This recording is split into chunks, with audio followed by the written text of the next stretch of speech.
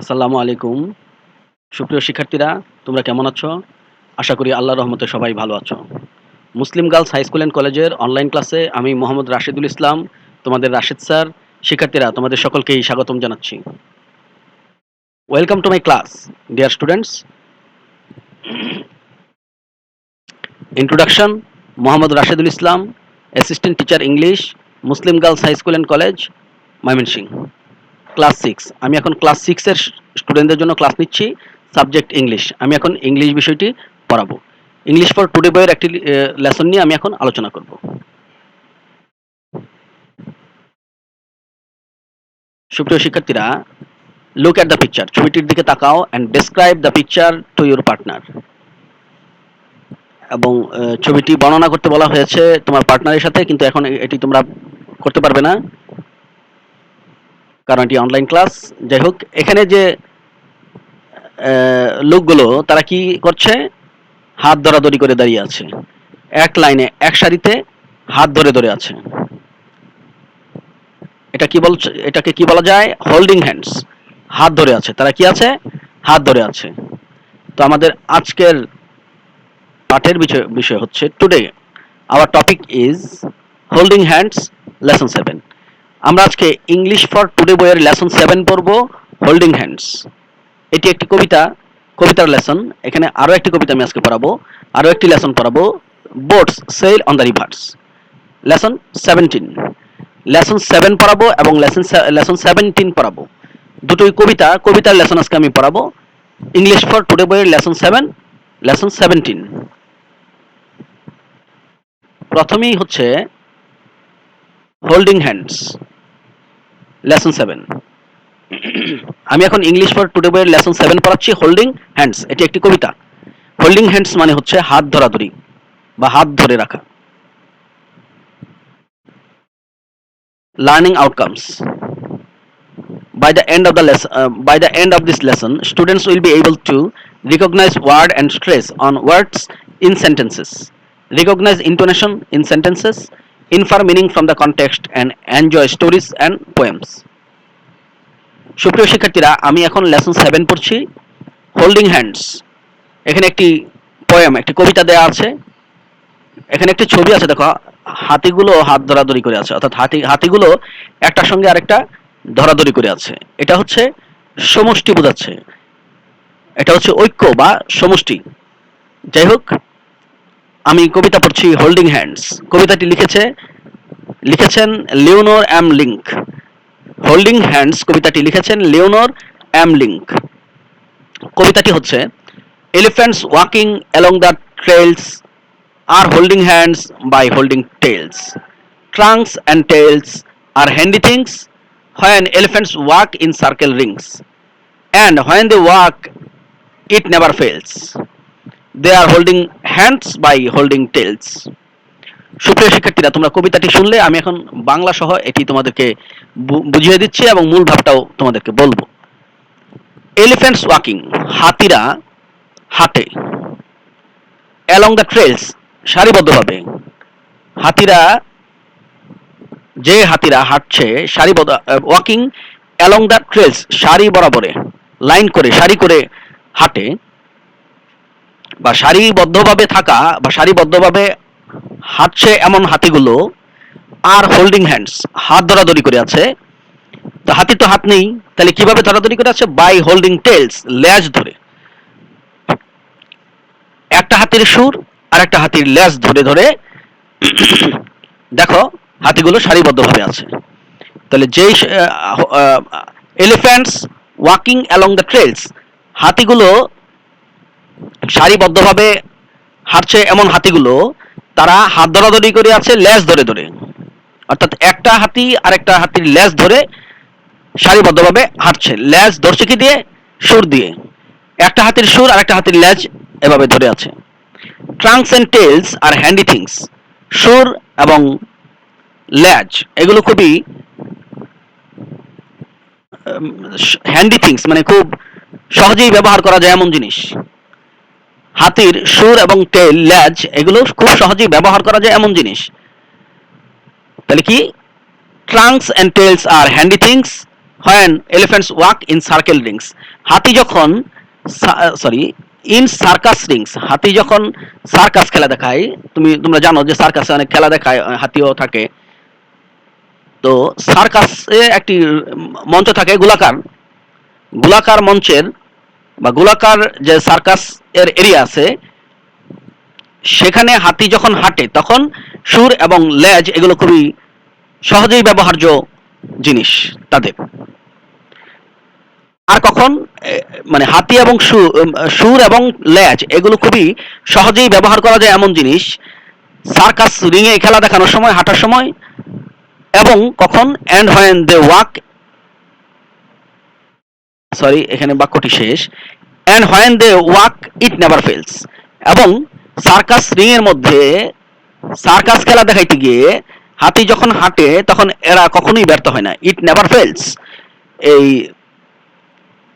সুর এবং লেজ দিয়ে যে ধরে ধরে যে খেলাটা দেখায় হাতি, এই খেলাটা দেখানো কখনোই ব্যর্থ হয় না। They are holding hands by holding tails, তারা লেজ ধরে ধরে হাত ধরে আছে। হাতিগুলো তো হাত নেই, কিন্তু তারা হাত ধরাধরি করার কাজটি করছে কিভাবে? লেজ ধরে ধরে, এক হাতি আরেক হাতির লেজ ধরে, সুর দিয়ে লেজ ধরে তারা ঐক্যবদ্ধভাবে আছে। সুপ্রিয় শিক্ষার্থীরা, কবিতার অর্থ এবং কবিতাটি শুনলে, আমি আরেকবার বলছি, elephants walking along the trails are holding hands by holding tails, সারিবদ্ধভাবে, ট্রেলস মানে সারি, লাইন, সারিবদ্ধভাবে সারি বরাবরে হাঁটছে এরকম হাতিগুলো হাত ধরাধরি করে আছে লেজ ধরে ধরে, এক হাতি আরেক হাতির লেজ ধরে সারিবদ্ধভাবে হাত ধরাধরি করে আছে। Trunks and tails are handy things when elephants walk in circus rings, elephant হাতিগুলো যখন সার্কাস রিংয়ে হাঁটে, সার্কাস খেলা দেখাইতে গিয়ে সার্কাসের বৃত্তাকার মঞ্চে যখন হাঁটে তখন সুর এবং লেজ তাদের খুবই সহজেই ব্যবহার্য জিনিস। এবং when they walk it never fails, এবং তারা যখন এই হেঁটে হেঁটে সুর লেজ ধরে ধরে খেলা দেখায়, এই খেলাটি ইট নেভার ফেলস, এটা কখনোই ব্যর্থ হয় না, এটা কখনোই মিস হয় না, খেলাটি সুন্দর হয়। They are holding hands by holding tails, they are holding hands by holding tails, তারা লেজ ধরাধরি করে যেন হাত ধরাধরি করে আছে। মানুষ যেমন একজন আরেকজনের সাথে হাত ধরাধরি করে থাকে, এরকম সুর দিয়ে লেজ ধরে ধরে হাতিগুলো একজনের সাথে আরেকজন হাত ধরাধরি করেই আছে। সুপ্রিয় শিক্ষার্থীরা, লিওনর এম লিঙ্ক, এই যে কবিতাটি অত্যন্ত ছোট একটি কবিতা এবং খুবই সহজভাবে বর্ণনা করা একটি কবিতা, কিন্তু এই কবিতাটির, এই পয়েমটির মিনিং অনেক বড়, অর্থটি অনেক বড়, ভাবার্থ অনেক বড়। এখানে মানুষের ঐক্যকে বোঝানো হয়েছে, এটি একটি প্রতীকধর্মী কবিতা। এখানে হাত ধরাধরি করে থাকা, এখানে মানুষের ঐক্যবদ্ধতাকে বোঝানো হয়েছে। আমাদের মানুষদেরও উচিত একজনের সাথে আরেকজন হাত ধরাধরি করে থাকা, একজনের সাথে আরেকজন সমষ্টিগতভাবে থাকা, ঐক্যবদ্ধভাবে থাকা। যেখানে ঐক্য থাকে সেই জিনিসটা সুন্দর হয়। যেখানে দশের লাঠি একের বোঝা, আমরা জানি দশের লাঠি একের বোঝা। একজন একটা কাজ করতে গেলে যে কঠিন হয়, কিন্তু একজন ব্যক্তি একটা কাজ করতে গেলে যতটা কঠিন হয়, সব মানুষ একসাথে ঐক্যবদ্ধভাবে কাজ করলে ওই কাজটি অনেক সহজেই হয়ে যায়। তো লিওনর এম লিঙ্ক আমাদেরকে হোল্ডিং হ্যান্ডস কবিতাটি উপহার দিয়ে আমাদেরকে একটি শিক্ষা দিয়েছেন। শিক্ষা হচ্ছে যে আমাদেরকে হোল্ডিং হ্যান্ডস অবস্থায় থাকতে হবে। একজন মানুষ আরেকজন মানুষের সাথে হোল্ডিং হ্যান্ডস অবস্থায় থাকা উচিত, মানে হাত ধরাধরি করে থাকা উচিত, ঐক্যবদ্ধভাবে থাকা উচিত। তাহলে পরে আমরাও এরকম সুন্দরভাবে কর্ম পরিচালনা করতে পারবো, সুন্দরভাবে আমাদের সমাজ সংসার পরিচালনা করতে পারবো, সুন্দরভাবে আমরা আমাদের যে পৃথিবীর রঙ্গমঞ্চটি রয়েছে, এই পৃথিবীতে আমরা সুন্দরভাবে চলতে পারবো। সার্কাস রিংটা হচ্ছে পৃথিবীকে বোঝানো হয়েছে। পৃথিবীতে আমরা মানুষ বসবাস করতেছি, আমরা সুন্দরভাবে সম্মিলিতভাবে খুবই চমৎকারভাবে আমরা চলতে পারবো, শান্তিতে চলতে পারবো, বসবাস করতে পারবো, যদি আমরা এরকম হোল্ডিং হ্যান্ডস অবস্থায় থাকি, ঐক্যবদ্ধভাবে থাকি। তো এই কবিতার শিক্ষা হচ্ছে ঐক্যবদ্ধতা। ঐক্য দশের লাঠি একের বোঝা। আমরা সবাই যে কোনো কাজ সম্মিলিতভাবে একজনের সাথে আরেকজন ঐক্যবদ্ধভাবে হোল্ডিং হ্যান্ডস অবস্থায় কাজ করব, তাহলে আমাদের কাজ সহজ হয়ে যাবে। সুপ্রিয় শিক্ষার্থীরা, তোমরা কবিতাটি শুনলে। এখন কবিতা থেকে আমরা কিছু আননোন ওয়ার্ড আমরা শিখব। ওয়াক। ওয়াক অর্থ তোমরা জানো সবাই, হাঁটা। ওয়াক শব্দটি try to say the word meaning and make sentence.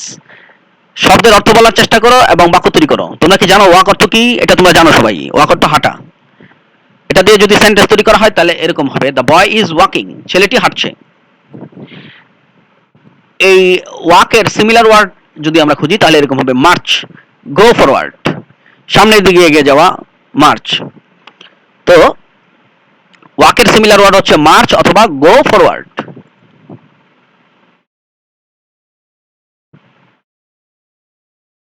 Hold. Hold অর্থ কি? ধরে রাখা, ধরা। হোল্ড দিয়ে যদি সেন্টেন্স তৈরি করি তাহলে এরকম হয়, they are holding their hands. তারা তাদের হাতগুলো ধরে আছে। সিমিলার ওয়ার্ড হচ্ছে হোল্ড এর, হোল্ড শব্দের সিমিলার ওয়ার্ড হচ্ছে ক্যাচ, গ্রিপ। আরো একটি ওয়ার্ড রয়েছে ট্রাঙ্ক। ট্রাঙ্ক মানে হচ্ছে সুর, হাতের সুর। এটা তোমরা জানো। Try to say the word meaning and make sentence.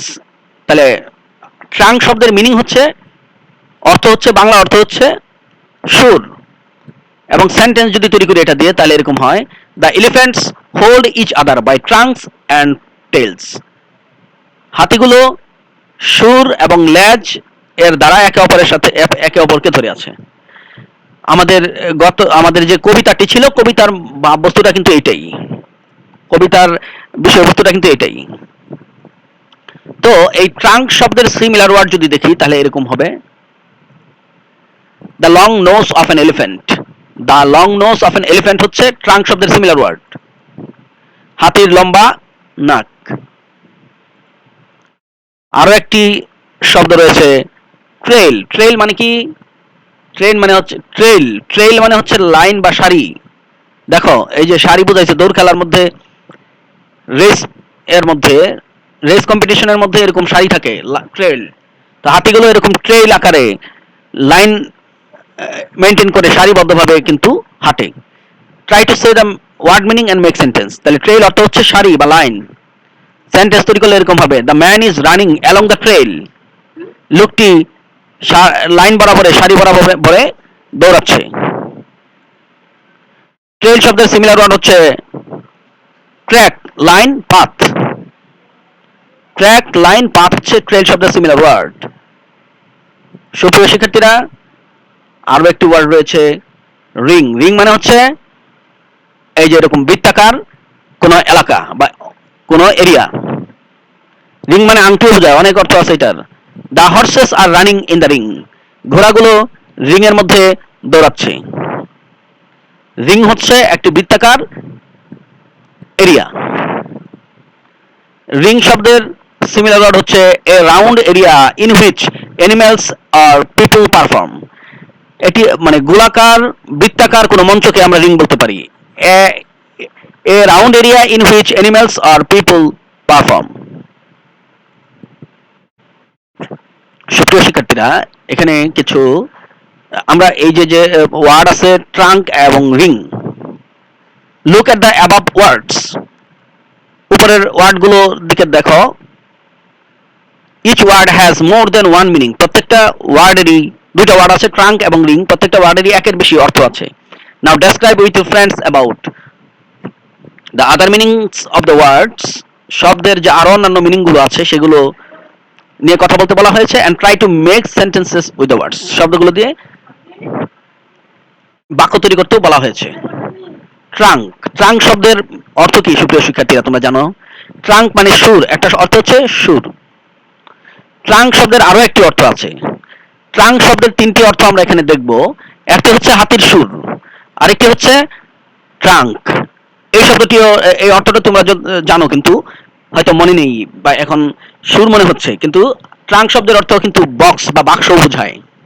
Trunk দিয়ে বক্স বা বাক্সকে বোঝায়, হাতির সুরকে বোঝায়। আরো একটি আছে, সেটি হচ্ছে গাছের গুড়ি বা গাছের কাণ্ড। গাছের গুড়ি বা গাছের কাণ্ড কিন্তু ট্রাঙ্ক। সুপ্রিয় শিক্ষার্থীরা, ট্রাঙ্ক শব্দের তিনটি অর্থ তোমরা দেখতে পেলে। রিং শব্দেরও কিন্তু আমরা তিনটি অর্থ এখানে দেখতে পারবো। রিং, রিং মানে হচ্ছে, একটি হচ্ছে বৃত্তাকার গোলাকার মঞ্চ। রিং শব্দের আরো একটি অর্থ আছে, সেটি হচ্ছে আংটি। রিং শব্দের অর্থ কিন্তু আংটি। আবার রিং দিয়ে আরো একটি অর্থ প্রকাশ করা যায়, সেটি হচ্ছে বাজা। এই যে ফোন বাজছে, এটা হচ্ছে টেলিফোন, টেলিফোন বাজছে রিং। টেলিফোন বা মোবাইল ফোন বাজা হচ্ছে রিং। এটাও তোমরা জানো, কিন্তু হয়তো এই মুহূর্তে মনে ছিল না, বা এই মুহূর্তে হয়তো খেয়াল করতে পারতেছিল না, বা হয়তো পারছো কেউ কেউ। সুপ্রিয় শিক্ষার্থীরা, আমাদের ইংলিশ ফর টুডে বইয়ের লেসন 7 আমরা শেষ করেছি। এবার আমরা লেসন 8 যাব। তার আগে এইচডব্লিউ তোমাদের জন্য রয়েছে, কিন্তু তোমরা এটি ট্রাই করতে পারো বাসায়। Write 3 sentences with each of the words trunk and ring. Trunk এবং রিং এই দুটা ওয়ার্ড দিয়ে 3টা করে সেন্টেন্স তৈরি করতে বলা হয়েছে। তোমরা এগুলো বাইরে মানে বাসায় প্র্যাকটিস করবে। সুপ্রিয় শিক্ষার্থীরা, এখন আমরা লেসন 17, লেসন 17 পড়ব। Boats sail on the rivers. Boats মানে হচ্ছে নৌকা, সেল মানে সেল অন মানে পাল তুলে যাত্রা শুরু করা, অন দ্য রিভার্স নদীতে, নদীগুলোতে নৌকা চলে, এরকম অর্থ আর কি। লেসন 7 এর অর্থটা যদি এরকম, মানে লেসন 7 এর যে হেডলাইন, সেটির অর্থ যদি আমরা দেখি যে নদীতে নৌকা চলে, নদীতে নদীগুলোতে নৌকা পাল তুলে চলতে দেখা যায়, এরকম আর কি। তো আমাদের এখানেও একটি পোয়েম রয়েছে, কবিতা। কবিতাটির নাম হচ্ছে boats sail on the rivers, নদীতে নৌকা চলে। এই কবিতাটি লিখেছেন ক্রিস্টিনা জর্জিনা রসিটি। কবিতার লেখিকা হচ্ছে সম্ভবত মানে কবি, মহিলা কবি ক্রিস্টিনা জর্জিনা রসিটি সম্ভবত। এটা মানে আমি আন্দাজে বললাম, এনে কি পুরুষ কবি না মহিলা কবি বোঝা যাচ্ছে না, তবে রসিটি শব্দটা মহিলা কবির নাম হতে পারে। ক্রিস্টিনা জর্জিনা রসিটি, উনি হচ্ছেন কবি। উনি কবিতাটি লিখেছেন, কবিতার নাম হচ্ছে boats sail on the rivers. আমরা কবিতাটি পড়ি। Boats sail on the rivers and ships sail on the seas, but clouds that sail across the sky are prettier far than these. There are bridges on the rivers as pretty as you please, but the boat that bridges heaven and overtops the trees and builds a road from earth to sky is prettier far than these. সুপ্রিয় শিক্ষার্থীরা, তোমরা পোয়েমটি, কবিতাটি শুনলে। এখন কবিতার বাংলা অর্থ আমি বলে দিচ্ছি এবং এর ভাবার্থ আমি বলবো। Boat sail on the rivers, নদীতে নৌকা চলে। And ship sail on the seas, এবং সমুদ্রে জাহাজ চলে। But clouds that sail across the sky, কিন্তু মেঘ যেটি সেল, কিন্তু মেঘ যেগুলো আকাশে sail across, that sail across the sky, যে মেঘগুলো আকাশে চলে, আকাশে ভেসে বেড়ায়, আর প্রিটিয়ার ফার দেন দিস, ওই নদীতে নৌকা চলে, এগুলো কিন্তু নদীতে নৌকা পাল তুলে চলে না, এটা কিন্তু দেখতে সুন্দর। আবার সমুদ্রে জাহাজ চলে, এটা এই দৃশ্যও কিন্তু খুবই সুন্দর। কিন্তু আকাশে যে মেঘ ভেসে বেড়ায়, মেঘ চলাচল করে, সেটি কিন্তু ওইগুলোর চেয়েও বেশি সুন্দর। ওইগুলোর চেয়েও নদীতে নৌকা চলার দৃশ্য, সমুদ্রে জাহাজ চলার দৃশ্যর চেয়েও আকাশে মেঘ ভেসে বেড়ানোর দৃশ্য অনেক বেশি সুন্দর। আর দেয়ার আর ব্রিজেস অন দ্য রিভার্স, নদীর উপরে ব্রিজ থাকে। আমরা জানি নদীর উপরে কি থাকে, ব্রিজ থাকে। As pretty as you please, নদীর উপরে যে ব্রিজ, এই ব্রিজের দৃশ্য কিন্তু এতটাই সুন্দর যেটা তুমি খুশি হবেই। বাট দ্য বো দ্যাট ব্রিজেস হ্যাভেন, কিন্তু যে ভক্তি শ্রদ্ধা, যে বো মানে হচ্ছে নম বা ভক্তি শ্রদ্ধা এখানে বোঝানো হয়েছে। বাট দ্য বো দ্যাট ব্রিজেস হ্যাভেন, যে ভক্তি শ্রদ্ধা স্বর্গের ব্রিজ তৈরি করে দেয়। হ্যাভেন মানে স্বর্গ, বেহেস্ত, বেহেস্তের বা স্বর্গের যে সেতু বন্ধন তৈরি করে দেয়, সেটি সেটি অ্যান্ড ওভারটপস দ্য ট্রিস, এই যে নমস নম বা ভক্তি শ্রদ্ধা আদব কায়দা, এটা যে স্বর্গের সাথে সেতু বন্ধন তৈরি করে দেয়, এবং এই আদব কায়দা, এই ভক্তি শ্রদ্ধা, এগুলো গাছের চেয়েও বেশি লম্বা, গাছকেও ওভারটপস করে, ওভারটপস দ্য ট্রিস, গাছ গাছ যতটুকু লম্বা তার চেয়েও যেমন বেশি লম্বা এই ভক্তি শ্রদ্ধা মানুষের আদব কায়দা, and builds a route from earth to sky, এবং এই ভক্তি শ্রদ্ধা পৃথিবী থেকে যেমন আকাশ পর্যন্ত একটা রাস্তা নির্মাণ করে দেয়। যে ব্যক্তির মধ্যে এই ভক্তি শ্রদ্ধা আদব কায়দা রয়েছে, সে যেন আকাশ, মানে পৃথিবী থেকে আকাশ পর্যন্ত হাঁটতে সক্ষম, তার কাছে সব কিছুই সক্ষম, মানে তার কাছে সবকিছুই যেমন সহজ, সে যেন আকাশ থেকে, মানে মাটি থেকে আকাশ পর্যন্ত হেঁটে যেতে সক্ষম। এবং এই দৃশ্যটি is prettier than far than this, এবং ওই যে নদীতে যে সেতু, ব্রিজ, এই নদীর সেতুর চিত্রের চেয়েও এই চিত্রগুলো, মানে নদীর নদীতে যে ব্রিজ আছে, নদীতে যে ব্রিজ আছে, এই ব্রিজগুলোর দৃশ্যের চেয়েও আদব কায়দা এবং আদব কায়দার যে সেতু বন্ধনের চিত্র, এটি আরো বেশি সুন্দর। সুপ্রিয় শিক্ষার্থীরা, তোমরা কবিতার অর্থটি নিশ্চয়ই বুঝতে পেরেছ। এখানে কবি, এখানেও একটি শিক্ষামূলক ব্যাপার রয়েছে, কবি আমাদেরকে কিছু শেখাইতে চেষ্টা করেছেন তার কাব্যিক ভাষায়। সেটি হচ্ছে আমাদের মধ্যে, মানুষের মধ্যে ভক্তি শ্রদ্ধা আদব কায়দা বোধ তৈরি থাকা উচিত। আমরা আমাদের বড়দেরকে সম্মান করব, শ্রদ্ধা করব, বড়দের প্রতি আমরা কৃতজ্ঞ থাকব, বড়দের প্রতি যারা আমাদের বয়োজ্যেষ্ঠ আছেন তাদের প্রতি আমরা আদবের সাথে চলবো, তাদের কথা, তাদের ভালো কথাগুলো আমরা শুনবো, তারা যে ন্যায় নীতিমূলক কথাগুলো বলেন এগুলো আমরা মানবো। এইরকম শিক্ষা কিন্তু এই কবিতা থেকে আমরা পাচ্ছি। আমরা